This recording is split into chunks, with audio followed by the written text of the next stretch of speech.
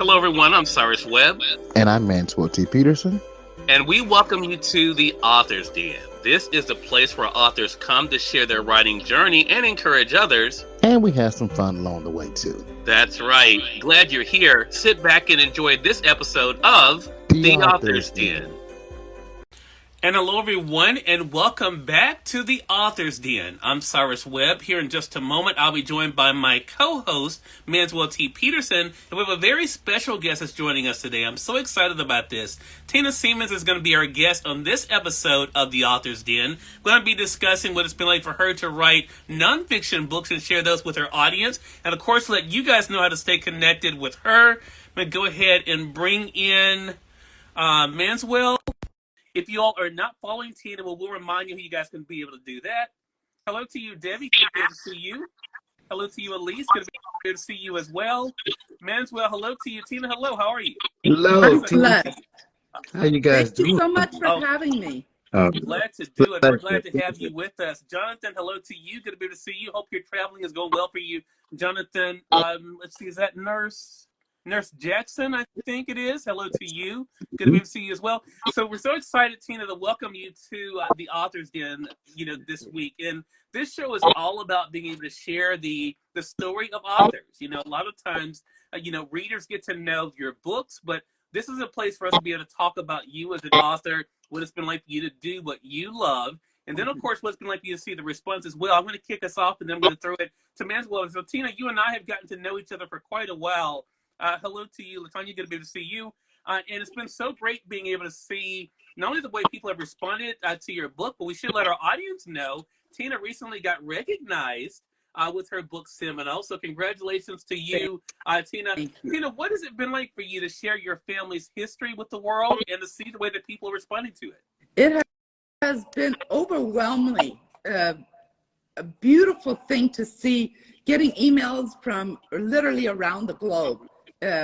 People reading my book or have read my book, and how they've been encouraged, because it not only is my family's history, but it's very relatable to many people across the genre of readers, because it's something many of us go through, the same things like trials and hardships and how to overcome, and then to be looking in your rearview mirror and say, I've done that. And so for people to let me know via messages or emails that they've been encouraged, it has been truly an amazing journey. Appreciate it. Daybreak, hello to you. Pele, hello to you. Good to be able to see you. Melvina, appreciate you being with us. Got the whole gang here. Dr. Taz, hello to you. Dr. Taz says congratulations to you. Tina as well. We have Anointed, I think it's 935 or 935 is with us as well. Hello to you. Good to be able to see you. Melvina, hello to you as well. So, Tina, again, as I mentioned, this show is all about the writer's experience. Is writing something that you always knew you wanted to do? I know your family definitely have been storytellers, sharing the stories of your family, but have you always known that you wanted to be the one to share that history in a book? I did not go about this with the thought of I'm going to be an author. Okay. The way I started it was a 20-year process of me traveling all over the world where my ancestors have been, starting in Europe, Netherlands, and then Poland, Ukraine, Canada, South America. Like, I traveled to all of these places just for my purpose of having a written account for my children and future generations. So that's how it started. But the more I gathered and wrote notes and had so many trips that I documented, it became more like a book. And then I talked to several friends, and I said, you should really publish this. And that's when I started looking into, should I really do this? And it just kind of evolved over the years. So it did not start that way, but God knew that this story needed to be published. And I am so grateful that it turned out that way. Love that. I'll talk to you more about Seminole and your other book, Tina, The Little Sandals That Could Hear in a Bit. Ricardo, hello to you. Manzo, I'm going to turn it over to you. You have some questions for Tina? Oh, yes. Hey, Tina, how you doing? First of all, thank you for coming by. As an author, see, now I get to dig deeper into other authors' feelings. Your research for this, because as a lover of history, I mean, I will go down a rabbit hole on YouTube watching history. Yeah. And as I was looking at this book and I'm reading this book, I'm not fancy like Cyrus. I got the ebook, so I can't really flip it up because I'm on my phone right now. So, I don't have the book to flip to you. But literally, as I saw the transition, I was going on the map with you. Yeah. And that's what I loved about what you did with this. So when you were writing this, did you know that the people were gonna literally take a journey with you, page by page, country to country? And then the second part of that is the hurt that I felt that when they would get settled somewhere, your family gets settled, and then everybody will backtrack. And I'm like, it was tearing me apart. But as a reader, I loved it. As an author, I loved it more. So how did you feel going through all of that, knowing what your family had been through? For a lot of the parts, it was very emotional because I physically lived through a migration. I was born in Chihuahua, Mexico, and then me immigrating as an 8-year-old to a new country, West Texas. Right. Texas alone is an experience, much less the United States. Yes, it is. So for me to make that journey as an 8-year-old, not knowing the language, not knowing the culture, but knowing that this was the right step because my family just absolutely were at their wits' end in Mexico. So for them to make the plan, if you remember when we were at the border, 5 days. Yes. The whole family was in the hotel room while my dad went to the border every day, just waiting for that immigration attorney to come and give us the paperwork that we needed to get the visas. That journey, like I relived that, and I can literally feel and smell the hotel room and feel the anxiety of what will Dad's news be tonight. And day after day for 5 days, it wasn't the news that we were hoping for. But on day 5, right, the visas were stamped and we could cross the border, and we rode for another 5 hours in the single cab pickup with 10 people in the back and both Mom and Mrs. Schmidt up front. And then coming to the edge of Seminole, and Dad said, "Look out, we're home." Yes. And that statement is what I am still living today, almost 50 years later, and just praising God every day that I have to not only relive that story, but to help others that are going through the same thing, because we all know immigration is happening on a rapid basis daily in our country. And so for me to know what they're going through, because I went through it, and that makes it so personal. So it has been an emotional journey.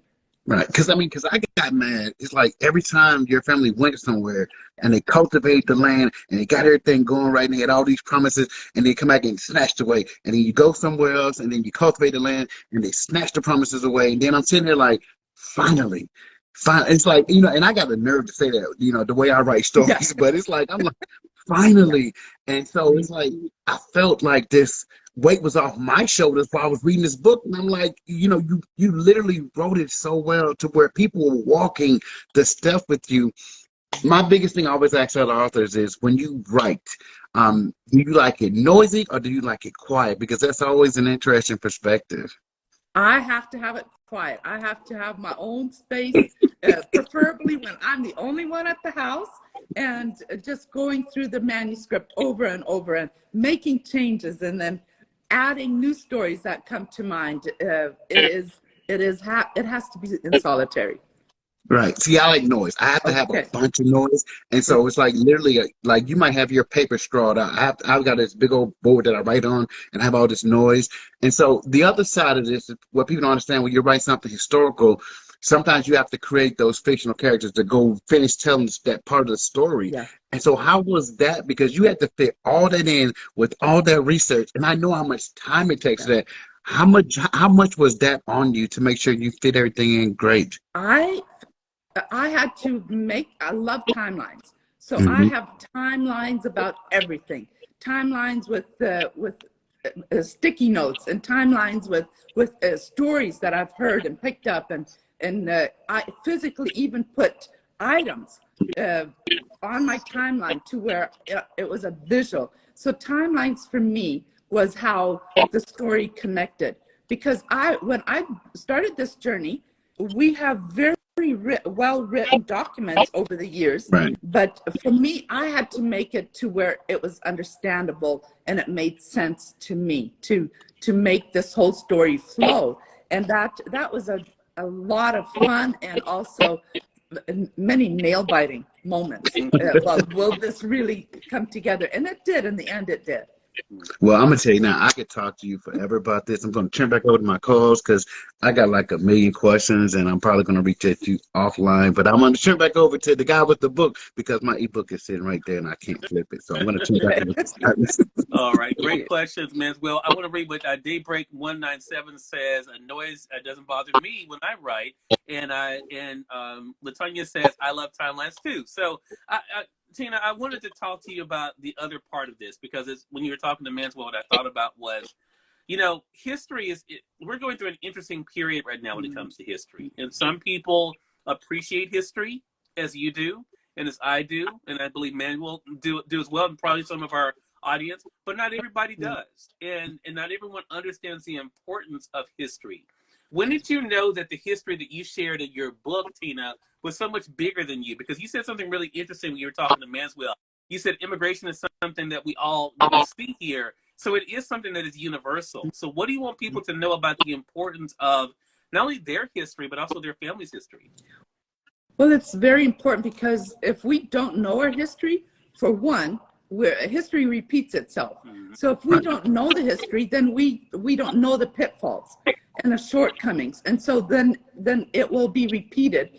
And I love that history repeats itself, but my focus is always, let's take the good and multiply that by a thousandfold. But the lessons that we're not so good, let's learn from those. And then if I talk to my children and grandchildren about that, they don't have to fall in that pit and try to get up and try to get renewed.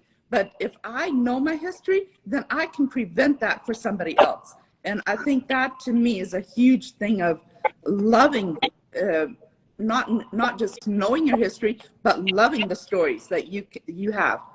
And there's so many aspects of every one of our lives. We share DNA with history. We share 4 sets of grandparents and 8 sets of great-grandparents. And they all had very prominent footsteps in the timeline for you and me to get here where we're today. And so if we know that, then we can enrich the next generations before they make some of the same mistakes themselves. And so therefore, I think it's very important that we know our history. And if you love it like we do, then it just makes it such a joy to give that to the next generation. Right. But Ricardo says, knowing your history is so important. I totally agree. But for those who don't know, this conversation is not about this, Tina, but I have to bring this up because I'm so proud of you for what you've done there in Texas. Not only is Tina sharing her history in this book and in her book, The Little Sounds That Could, Tina has actually opened a museum. I know. In 2023, she opened up a museum. So, Tina, I want to talk about that. Talk about preserving history. What has that been like for you now to be able to curate history in the museum? Well, there we now know museums have their own smells, even though I have an amazing hotel smell diffuser going, but history has a smell. Right. And so if you bring an old suitcase, just yesterday, a gentleman was a local high school teacher, a history teacher, brought me a whole briefcase full of newspaper articles that he had gathered when the Mennonites started coming to West Texas. So my whole room, my whole kitchen and dining room smelled like this suitcase. And so history has a smell. And so if we capture the smells, like if I have a pot on the shelf in the pantry of my museum, people stand there and they say, my grandma used to cook in the same pot. So they can smell, their memory goes back and they can smell the pot roast that grandma cooked, or the chicken that grandma cooked. So for me to have the physical things that history brings to mind, and seeing that come to life as they enter the museum and they just say, I can remember walking into grandma's house when I walk into this room. So that has just been absolutely, and then I have, of course, timelines everywhere. So then I can point them, this is where we came from, this is where we were, but this is where we're here today. And let's make this a better place for the future. Love that. Dr. Cha says, congratulations on the museum, Tina. And Daybreak 197 must be in Texas as well, Tina, because they say, is it here in Texas? So if you don't mind, Tina, tell them the name of the museum and exactly where it's located. Yes, it is in Seminole, Texas. We're a small West Texas community. About, if you know where Amarillo is, Amarillo by Morning, the country song. So we're 3-hour drive south, directly south from Amarillo. So it's a small town, and it's the museum is called West Texas Living Heritage Museum. And I took the word living in it on purpose because I wanted people that come visit that they will not only experience the past, but how to apply it in real life episodes. And because we do many classes of going back, remembering how things were done. So I teach in a museum. I teach how to can, how to, I have gardeners come in and speak about how to make a garden, and just different things that the history of our ancestors did, bringing that back to where they can butcher a chicken, put it in a mason jar and can it, and have it on a shelf for a quick meal later on. So it's that kind of living history that I'm trying really hard to preserve and teach to the next generation. Love that. And the last thing I want to mention is, for those who haven't gotten Tina's other book, I don't have it here with me, but if the little symbols that could, in the very back of it, she actually has pictures of herself with her grandchildren, actually showing them how to do some of the things. And I love that, Tina. I love that connection to your own history, but the history you're now able to create with your own grandchildren as well. Manswell, any final questions or thoughts with Tina? Yes. You got the museum, you got the book. And as I see now what my co-host Cyrus said, you're getting awards for this thing because you bring in so much in there. And I used to live in San Angelo, Texas. Oh, yeah. So trust me, I know what it's like to be out there in Texas and everything goes crazy and it's like, but it's full of history. Yes. And so again, you brought back even memories for me during my Texas living days, because now I'm in Georgia, but you brought back so many memories, and I know those newspapers are going to do great in your museum. Thank you again for a wonderful book. I will probably more likely read it 2 or 3 more times, because it seems like the more you actually go through the pages, the more the emotions flip through, and some stuff slips by you when you're reading, because you're reading with such anticipation. Yeah. When you go back, you find those little bitty nuggets that you missed. So great job. Bravo. I appreciate the history lesson. Thank you. Thank you so much. Again, everyone, Tina Siemens has been our guest for this week's episode of The Author's Den. Make sure you guys get her book, Seminole, Some People Never Give Up, as well as The Little Symbols That Could. Both of them are available through our friends at Amazon.com or through your favorite local bookstore. You can get them there as well. Tina, how can they stay connected with you, my friend? I'd love to have them contact me, any social media, Facebook, Twitter, Instagram, and email me.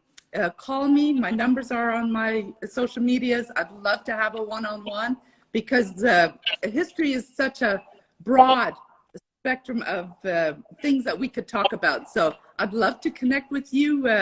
And again, thank you for having me. Truly a blessing. Glad to do it. Glad to do it. John Quinlan, hello to you, my friend. Good to be able to see you. Dr. Bellman's here as well. Hello to you.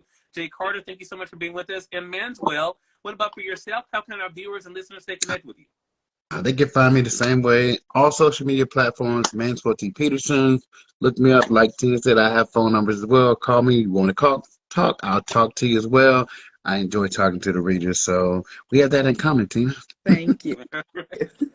Well, we definitely thank you, Tina. Manswell, and I appreciate you stopping by the Author's Den this week. We thank you, our viewers, and our listeners at WYAD 94.1 FM and WYADonline.com for listening to this episode of the Author's Den. Until next time, you all make it a great one. We'll talk to you soon. Take care. Thank you.